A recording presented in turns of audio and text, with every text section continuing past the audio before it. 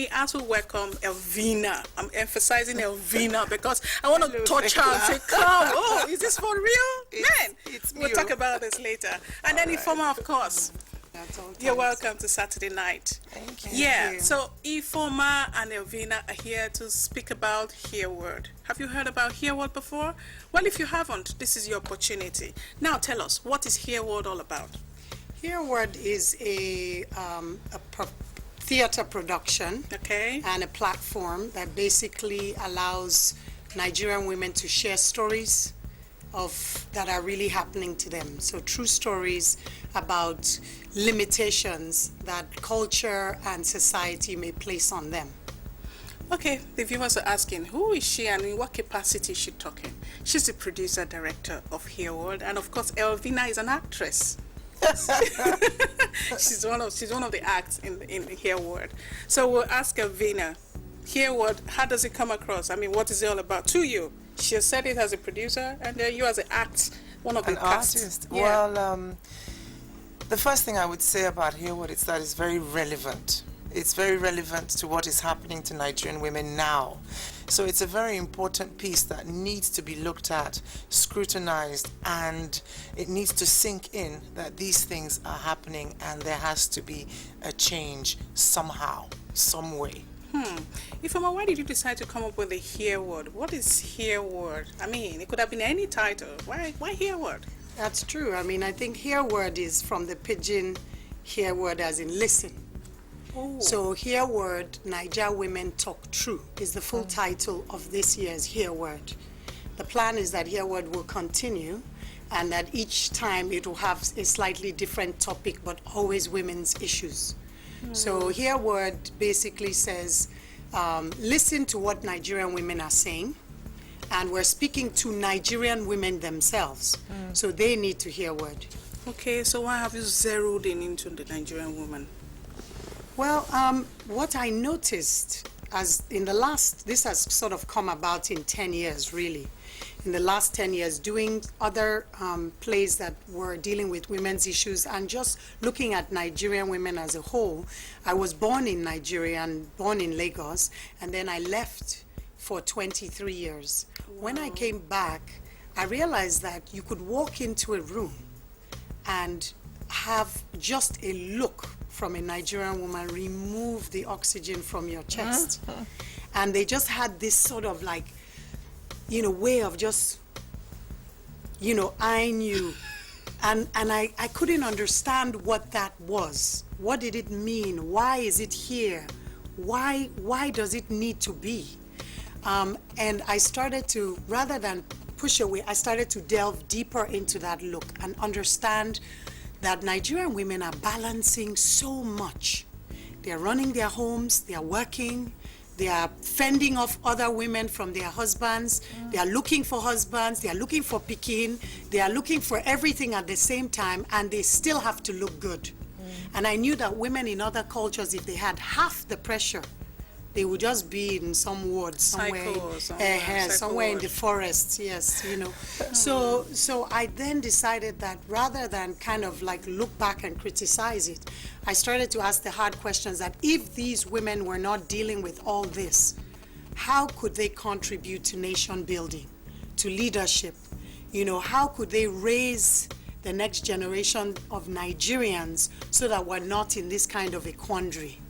How much effort is placed into worrying about second wife, or worrying about where your husband is, or worrying about, keeping the image when in fact maybe there is no money, or your husband is not earning any money, but you have to make it look like he is.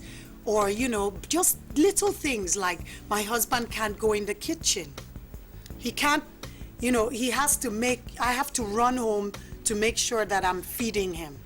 Now, I'm not saying that we shouldn't be, domestic caregivers, but I'm saying that when it becomes a thing that limits you, then it's a problem. You need to find a balance. You need to find a balance. So basically, Hear Word deals with topical issues. So how are you interpreting this initiative? How are you interpreting this vision of yours? What we've done is take real stories that showcase culture and behavior in Nigeria that limit women. So for instance, things that a mother might say to a daughter and not say to a son. Or things, culture that, you know, the typical one is like, I'm Igbo, so when my grandfather's land is sold, I don't get any money because I'm a woman.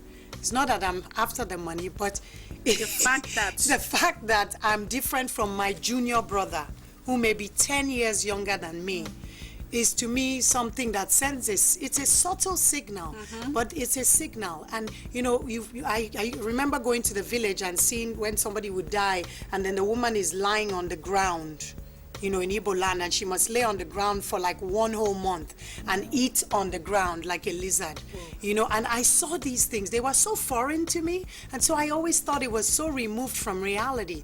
But the truth is, as I grew older and started to meet people and realize that they went through that, or their parents went through that, then you start to ask what's going on. And it's women who are doing this to other women. Yeah.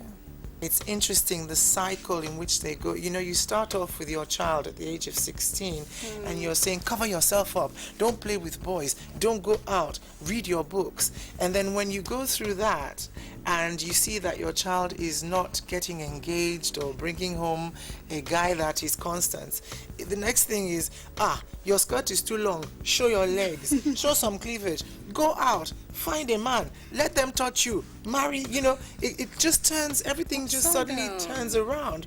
So you're giving different signals to the same brain. How is a girl supposed to cope with that? You know, all those things. And you would never say to your son, you know, if you hear that your son is having sex at the age of 16, you might say, it's not good to him, but really it's like, my bobo, my guy. But if you hear your daughter is having sex at the age of 16, calamity, think the world has come to an end. You know, so just the different messages that are sent across to females and the kind of pressure that we have in Nigeria. I'm 42. I'm not married, never wanted to be married. I'm not married, I will never be married because I don't want to get married, and it's not by force. As far as I'm concerned, marriage is not for everybody.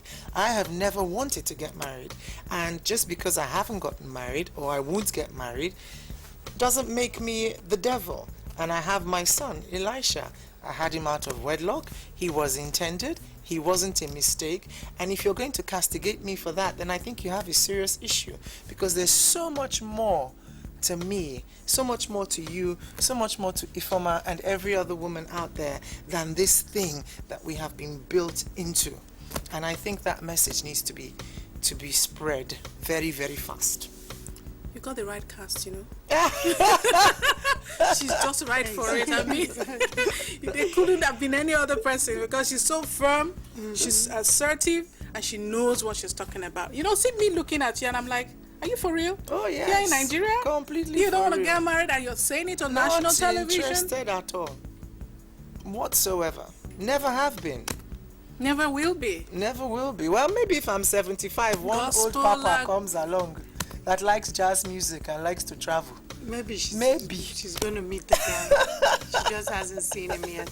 Maybe. For instance, you have a girl child of 16, like you said, a 16-year-old girl meets a guy, you know, gets sexually active, gets pregnant. Her life is almost defined. Sure. Do you understand? Yes. It's not like a guy. If a guy at 16 gets into any relationship, he just shake his shoulder and that's it. Yes. And life moves on. He doesn't in any way exactly what determine how he would work moving forward. So again, could that be the reason why maybe the society and parents are very protective and very firm and assertive about the girl child? Could it be? It is, but you're saying the same thing we're saying. Two things you've said. One is, why is it different for the 16-year-old boy? If my 16-year-old son makes a girl pregnant, you darn right he's not moving anyway. Because I'm a woman who believes in equality. Why should I let him roam free while another person's daughter is now saddled? Do you see what I'm saying? He will answer to that child. Did he not make it? But you are saying that he can now roam free while the girl is saddled. It means the society itself is not seeing it properly. So that's number one. The boy should equally be responsible for that child. Pin down. Pin him down, tie him down. Yes. Bring whatever, rope him down. Okay, that's my attitude. I don't even blame men.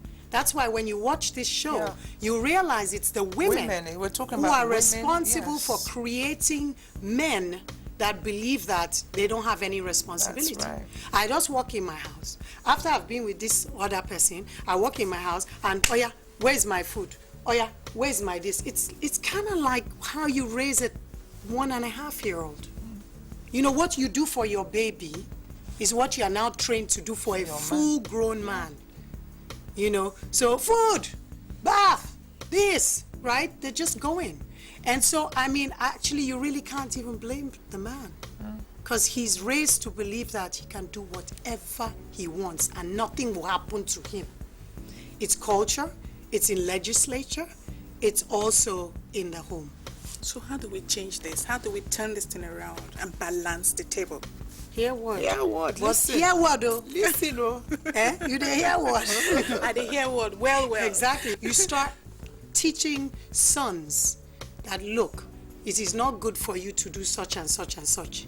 If you go to churches in Nigeria, it's full up with women praying for one thing or the other. If they're not praying for husband, they're praying for pikin. If they're not praying for pikin, they are praying that their husband will leave the winch. If they are not, do you understand? They are all needy. They are all needy. So why is it like that? We're all living in the same Nigeria now. Yes. Yeah. So I think it starts at home. If you raise your daughter to believe that she's equal to any man out there, and you raise your son to believe that he's equal and should respect his wife, then there will be a whole lot less problems in Nigeria. Her topics are always relevant, so you always want to be part of her production. And I have been watching, I watched Hayward last year, and I also watched the first production Ifeoma did of the V monologues a few years ago. And from when I first watched, I always wanted to work with her. So when she called, I ran. I was so excited. Hope you didn't go on Okada. Well, even if I had to, I would have managed that Okada somehow to get there. I wasn't going to miss out. And then you have people like Mama T, that's Taiwo Ajayi License, Joke Silva, Bimbo, Akintola, Ireti, Doyle, Dakore, and then you have the younger ones that are so brilliant. Odenike, Debbie, Zara, and you know, there's something about theater, you can never stop learning. Even from the youngest, most experienced person, you learn something. I learned from Zara, I learned from Odenike, I learned from Debbie. And then, of course, the goddesses of the stage like Mama T and Auntie Joke. So it was an amazing experience. And Ifeoma will bring that thing out of you. Whatever you think is inside that you don't have, she's going to find it and pluck it out. So she's brilliant. Wow. She has spoken for you as your publicist. You should employ her. Just I was taking notes. After this, just take her as your publicist and you add that to her own. I'll be the town crier. I'm telling you. Ifeoma is coming, oh, she's coming, oh. Now, Ifeoma, where did you get this talent from? How did it all develop for you? I can't tell you exactly. When I was very young, I watched a play, and I remember watching it thinking, is this something good to do? But in those days, you know, you didn't choose to be in theater. You know, you had to have a lot of guts. I mean, I think Joke Silva is one of those people whose moms actually said, oh, my daughter wants to be an actress at the age of 12 or 13 and supported it. You know, in Nigeria in the 70s, How dare you? Lawyer, if you're not doing lawyer, doctor, or accounting, forget it. So I didn't have the courage to kind of, you know, come forward and say, this is what I want to do. And so I ended up as an architect, actually. Okay. Yeah. Wow. Professionally, and did that for many years. And then one day I just thought, you know, let me go try this thing again. And I ran into Joke because actually Joke Silva and I were in the same drama group in secondary school.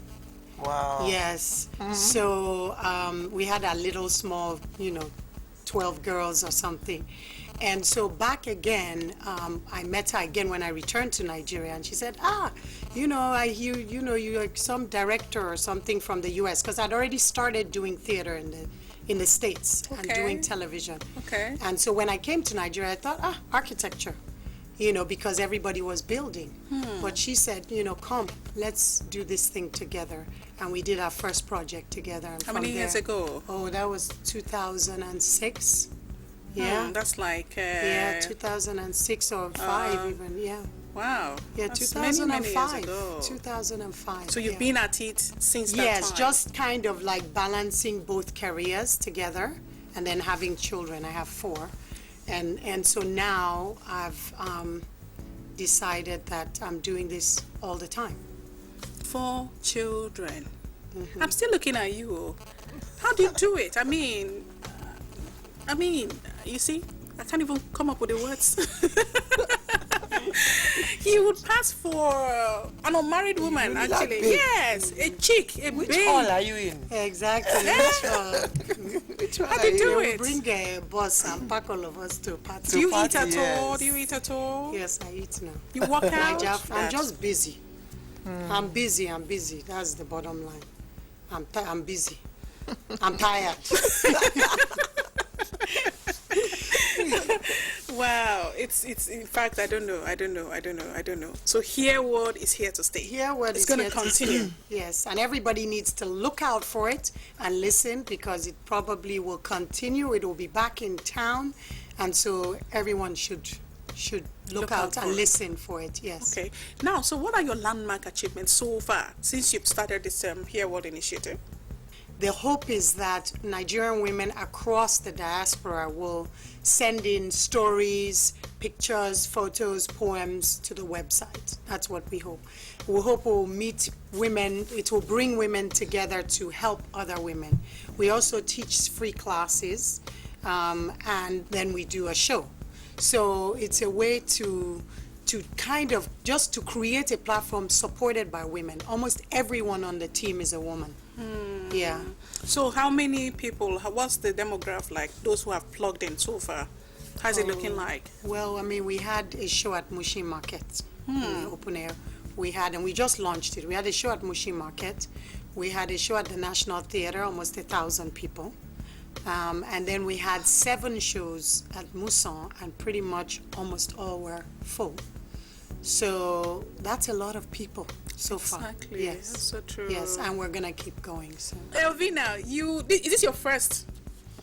No, I've actually been, I was an actress in England before I came home. I went to theatre school, and then I acted professionally for a couple of years. Then I went back to university, and then I came home, and I was telling you the stories about looking for work here at NTA. She's applying on national television. Yes, I want Are to you be still news applying? broadcaster. Please. And I've always been in entertainment, but when I came back to Nigeria, I was singing a lot because I had a voice. Then I lost my voice. Then I opened up a production company, and I've been in production since. And once in a while, when a really good script comes my way, I do it. Your skin. Yes. Interesting. So it's not my first time at all. But I think to date, even with all the plays I've been, I'm a classicist. I love Shakespeare. That's what I really, love. But in all the things I've done in theatre, home and abroad, this, I think, is the one that has touched me the most, because it's taken me out of any kind of box that I was ever in. Ifeoma just put me in a different place, and I had to adjust, and I had to see it from a completely different person's perspective. And so it really it zoomed in on me, and it touched me, and because of the subject matters, this is the one I'm going to remember till I'm 6 feet under. Elvina used to be like me. What do you mean by that? Times 2. Times 3, Papa. Okay, she's saying times 3. I didn't say that too. Back then, I think I would have been here, pushing Ifeoma to the other side. The other side. Completely. Yeah, and I said, when I saw her, I'm like, wow, is this for real? so people can look this good. And even when she was big, she was pretty as well. And now she's prettier. Thank you. You know? But So you know, it's not about looking good. You know, one has to be feeling healthy. good. You have to be not healthy. just looking good, but feeling good. So on that, I said I was going to bring her on, she and her sister. So look out for that episode as well on Saturday night. And on that note, we want to say thank you so much for coming. Thank you It's for been so. inviting us. Do you have last Thank words you. for you, Thank you. for fans? You know, people out there. Something. Yes, everybody you know, should hear word and look out for the show. Okay, and you? Girls, never sell yourself short. Never. And don't think that you can use your body to get everything in life. Use this, not this. That's very strong. Very Straight to the point. Yeah. And so on that note, we say thank you so much for coming. Thank you, Thecla. Thank you so much. for Thank you, inviting Ifeoma. us. Yeah. Thank you. And so, viewers, on that note, we say thank you so much for staying tuned to this week's edition of Saturday Night. Until next week, like I always say, be kind.